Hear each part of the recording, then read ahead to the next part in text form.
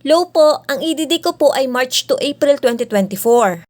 Last hulog ko po ay 2019 pa. Hi Beb! For today's video, sasagutin natin yung question ni Beb Rasmea. Beb, kung ang EDD mo ay March 2024 or April 2024, magkaiba po ito ng qualifying period.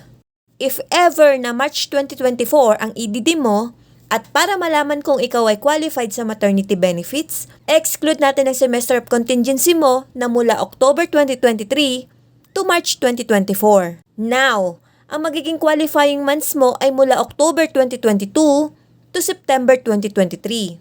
So dito po magsiselect ng at least 3 to 6 highest monthly salary credits at syempre dapat may hulog ka sa nasabing qualifying period para makompute ang maternity benefits mo. Now, kung ang EDD mo naman ay April 2024, at para malaman kung ikaw ay qualified sa maternity benefits, i-exclude ulit natin yung semester of contingency mo na mula January 2024 to June 2024 naman. So, ang magiging qualifying months mo na ay mula January 2023 to December 2023.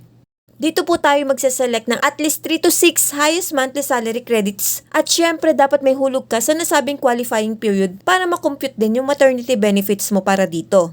Nabanggit mo na ang last hulog mo ay 2019 pa. Sorry to inform you, hindi ka po qualified sa maternity benefits dahil wala ka pong hulog sa qualifying period mo at hindi rin po pwede ang mga late payments. Sana'y nasagot ko ang iyong katanungan. Thank you and God bless. Follow for more.